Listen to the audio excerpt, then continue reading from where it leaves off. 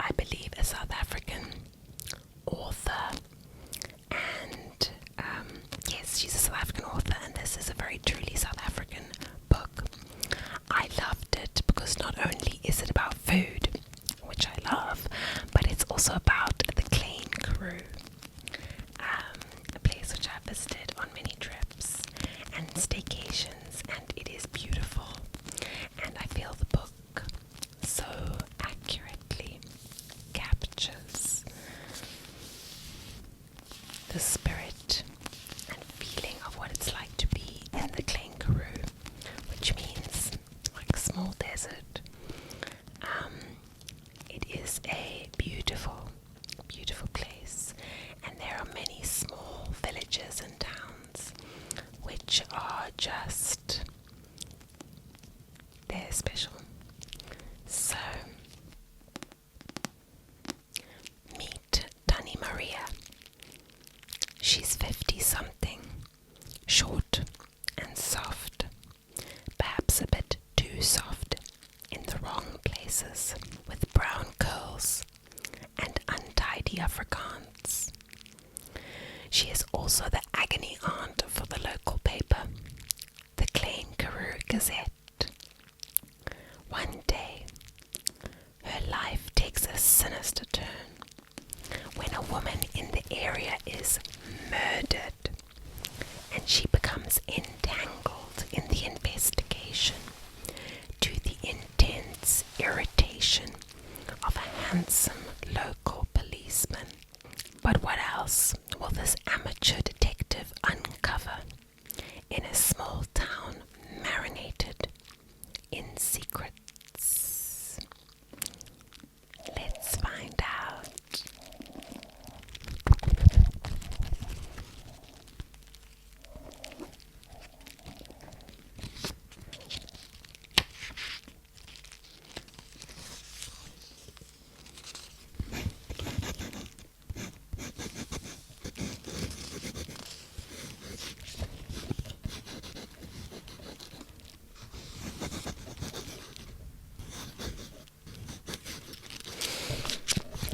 Isn't life funny? You know how one thing leads to another in a way you just don't expect. That Sunday morning, I was in my kitchen, stirring my apricot jam in the cast iron pot. It was another dry summer's day in the Klein Karoo, and I was glad for the breeze coming in the window. You smell lovely, I told my appelkoos confit, which is apricot jam in Afrikaans. When I call it apricot jam, it sounds like something in a tin from the spa. But when it's confit, you know it's made in a kitchen. My mother was Afrikaans, and my father was English, and my languages are all mixed up inside me. Pause for some water. My mouth's already dry, I've hardly started.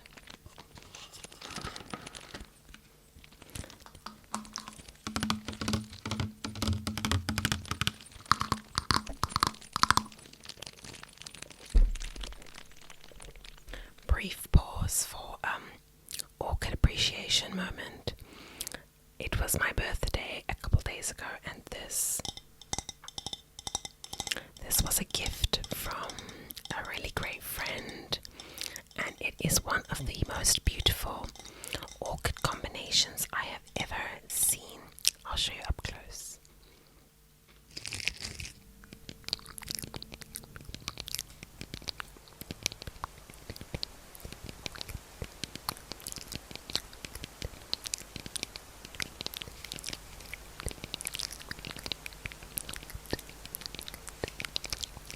Isn't that absolutely beautiful? So I'm trying to put it here just subtly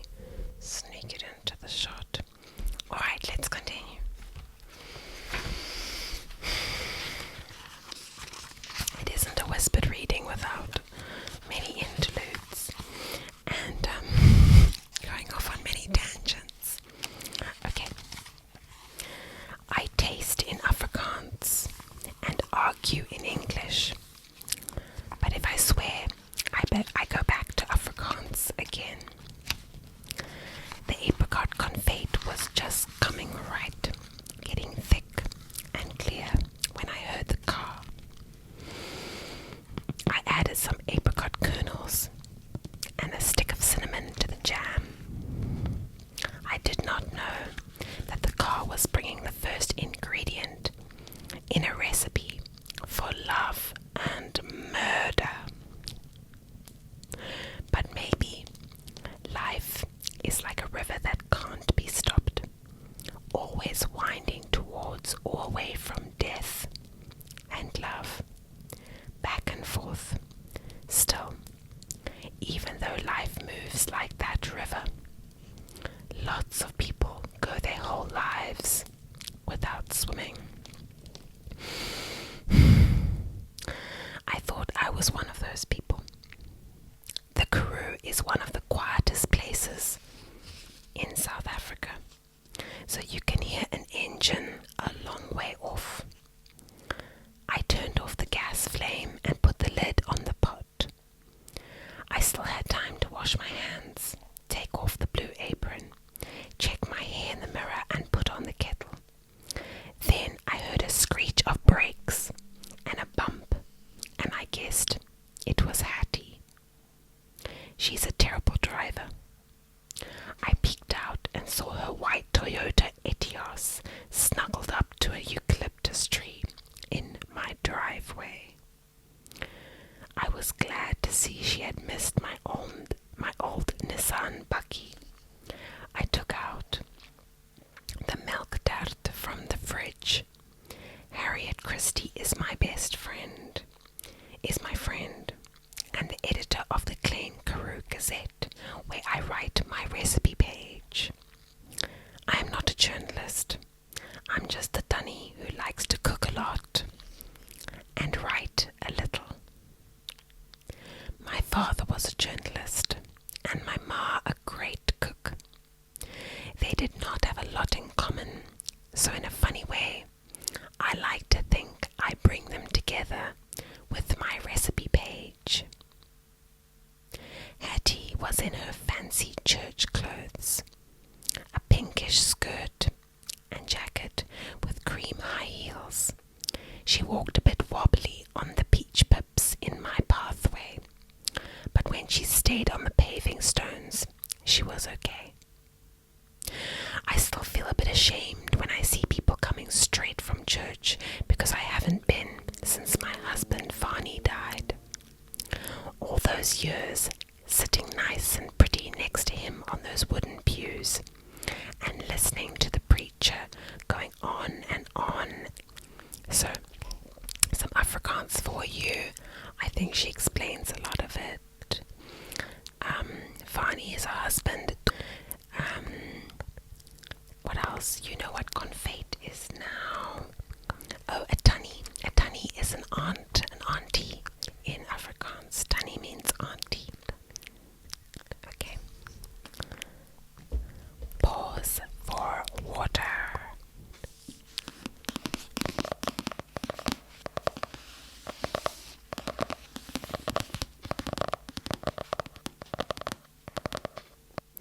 I hope that you are starting to feel relaxed and a little bit sleepy.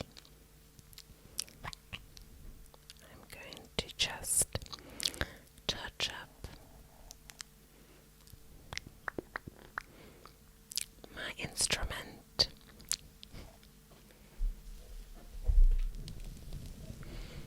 And what else? Oh, I'd like to just, this is sandalwood, I believe, and I love how it smells.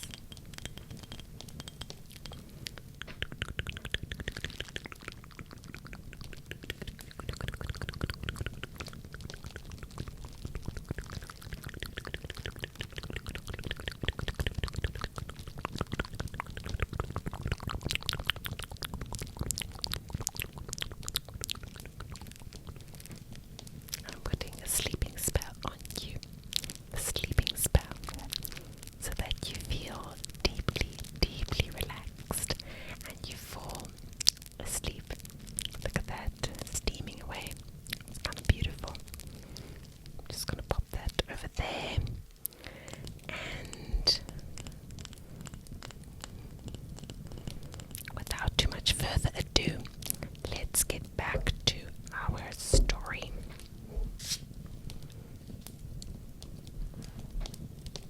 So there was Hattie at my door.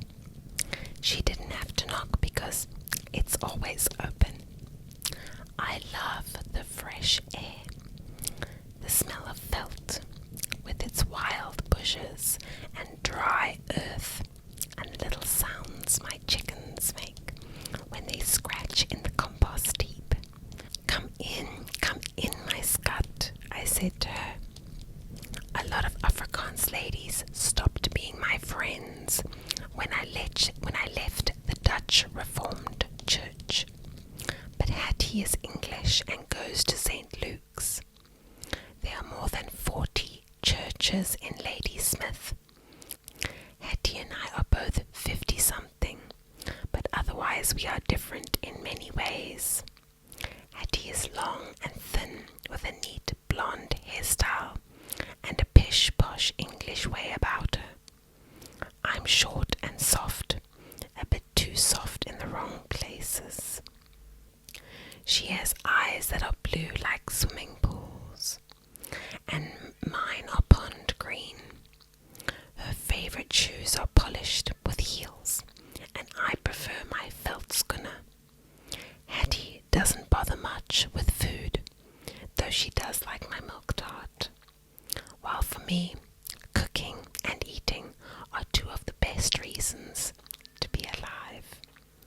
My mother gave me a love of cooking, but it was only when I discovered what bad company my husband was that I realized what good company food can be. Some might think food is too important to me, but let them think that. Without food, I would be very lonely. In fact, without food, I would be dead. Hattie is good company too, and we are always happy to see each other. You know how it is. Some people you can just be yourself with. Good morning, Dunny Maria, she said. I like the way she sometimes calls me Dunny, even though she says it in her English way, as if it rhymes with nanny. So I guess that would be Tanny Maria, when in fact it rhymes with honey, Dunny. She leaned down to kiss my cheek, but she missed and kissed the dry Karoo air instead. Adorable. Something about this book is just so charming for me, even though it is dealing with very serious themes like murder. Let's take a break for more orchid appreciation, I think.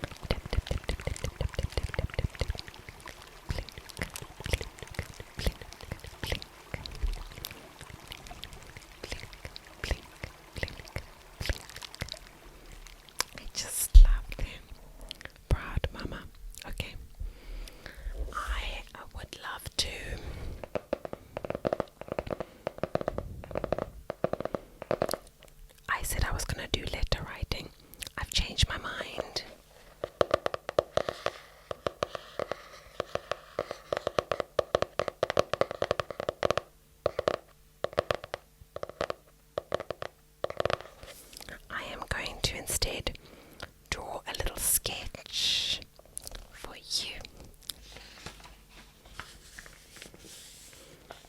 I was going to say that this is a brand new sketchbook, but I see I have used one of the pages previously.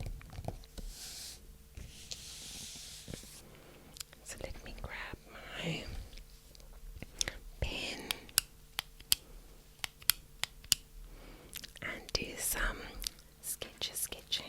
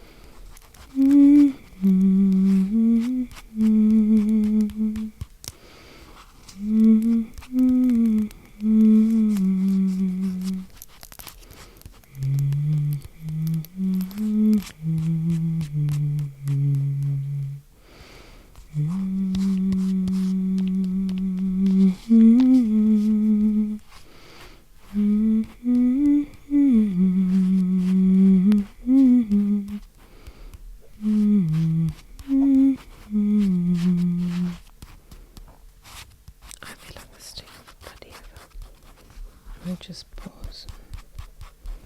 Draw.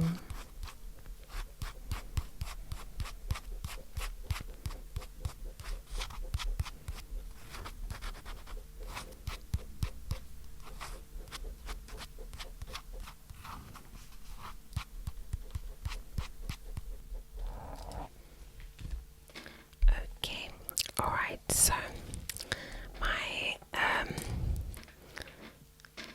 my feather is half done, and I'm going to take a pause there and circle back, do some more reading, and then I'll finish it later. Coffee, I said. Then I looked at the clock. The English don't like coffee after 11 o'clock. Tea. That would be super, said Hattie, clapping her hands in that Mary Poppins way of hers. She wasn't looking so super herself. Her frown was wrinkled, like the leaves of a wadi tree. Are you okay, Scott? I said as I prepared the tea tray. You look worried. I just wanted to point out any Afrikaans words that might get missed in translation. Skat means it's like it's a phrase of endearment for a friend. Skat, and what else was there? That was the main one that I wanted to say. Milk tart is a milk tart. Veldskoene are shoes, which direct translation, skoene is shoe. Veld, so the veld is like the bush, like the wild, the bush. Veldskoen, I believe, are bush shoes. So, onward.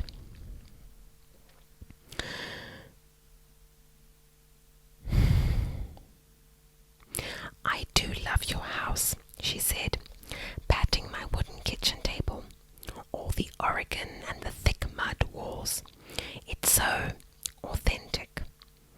When Fani died, I sold the house we had in town and got this one here in the veld. It's a nice old farmhouse, I said.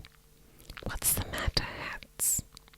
She sucked in her cheeks, like the words were falling back down her throat too fast.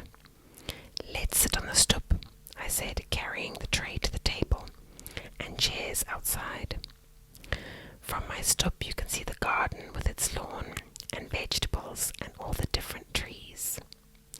And then on the other side of the low wooden fence is the long dirt road leading up to my house, and the dry veld with its bushes and thorn trees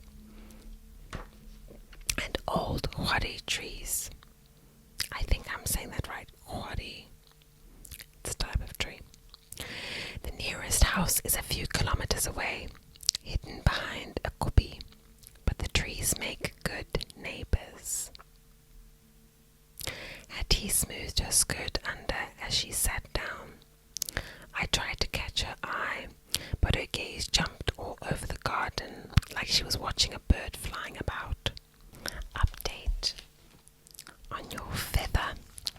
It is now complete. I hope you have enjoyed